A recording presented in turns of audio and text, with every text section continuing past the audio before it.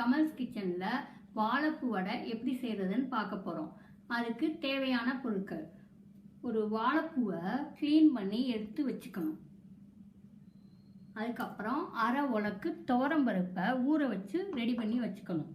அதுக்கு 8 வரமிளகா, அப்புறம் தேவையான அளவு உப்பு, அரை டீஸ்பூன் சோம்பு,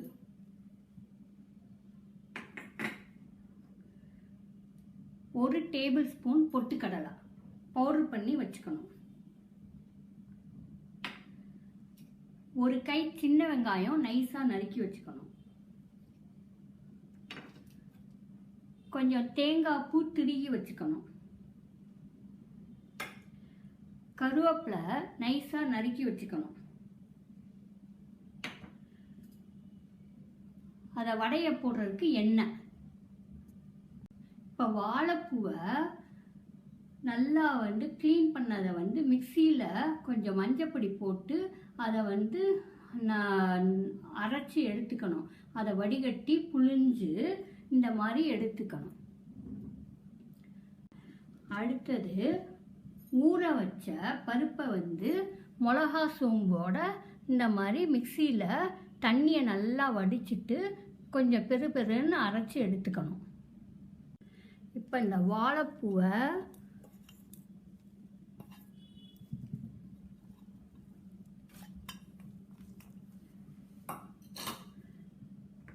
இந்த வெங்காயத்தையும் நல்லா இப்படி நசுக்கி போடணும்.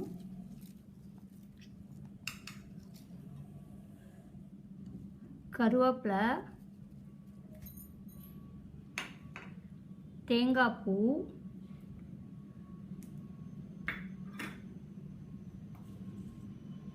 இந்த அரைச்ச பருப்பு எல்லாத்தையும் போட்டு மிக்ஸ் பண்ணணும்.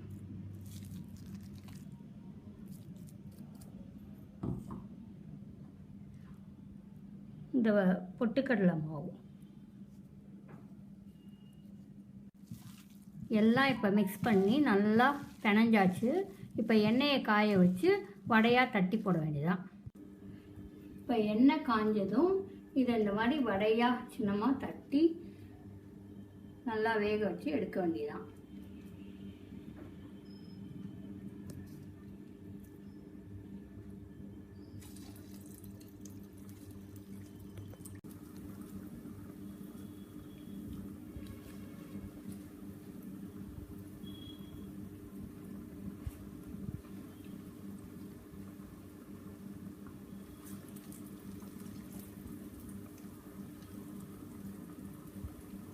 ஒரு பக்கம் வெந்ததும் இன்னொரு பக்கம் வேக வச்சு திருப்பி எடுக்க வேண்டியதான். இந்த மாதிரி வெந்துருச்சு, இதை எடுக்க வேண்டியதான்.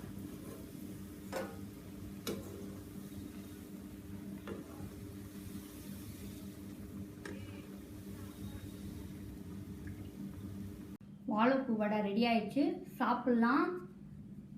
வாழைப்பூ உடம்புக்கு ரொம்ப நல்லது, அதனால் அடிக்கடி நம்ம ஃபுட்டில் சேர்த்துக்கணும்.